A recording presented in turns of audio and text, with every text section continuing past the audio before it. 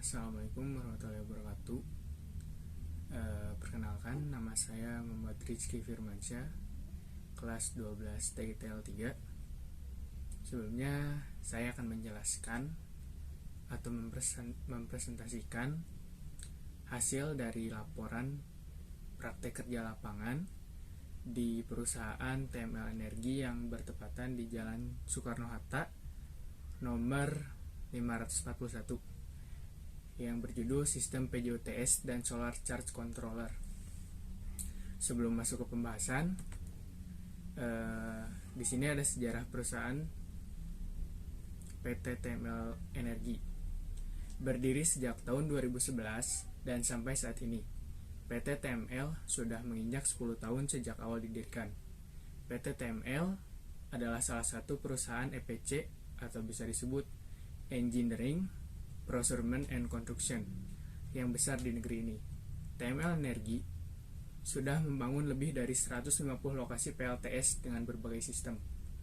Produksi yang dihasilkan oleh perusahaan TML Energi adalah sistem pemasangan dan panel sistem PLTS, rumahan, gedung, perusahaan, maupun pembangkit listrik dalam jumlah besar yang biasanya dipasang di wilayah terpencil di Indonesia, PJU tenaga surya, dan lain-lain, beserta jasa pemasangan di lokasi yang diinstal PLTS tersebut. Ini adalah contoh PLTS yang dibangun oleh PT TML Energi. Lalu masuk kepada pembahasan, yaitu PJUTS atau penerangan jalan umum tenaga surya adalah pembangkit listrik independen untuk memenuhi kebutuhan listrik penerangan lampu jalan.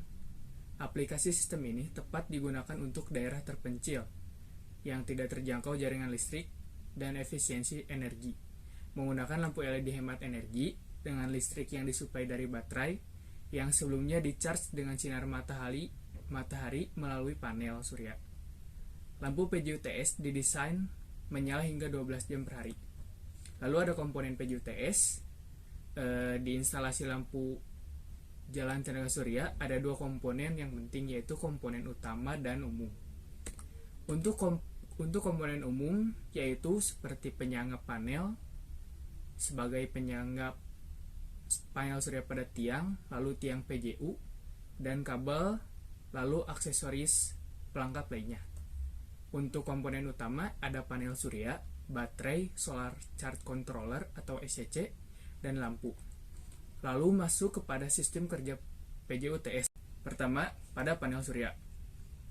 Pada panel surya mengubah sinar matahari menjadi listrik DC. Lalu masuk kepada solar charge controller yang mengatur listrik DC untuk disimpan di baterai dan menghidupkan lampu LED. Setelah masuk ke solar charge controller atau SCC, masuk ke dalam baterai yang memiliki kapasitas daya untuk menghidupkan lampu sampai kurang lebih 36 jam. Setelah melalui baterai dan SCC menghubungkan langsung kepada lampu, dan lampu bisa menyala selama 12 jam per hari. Berikutnya, solar charge controller.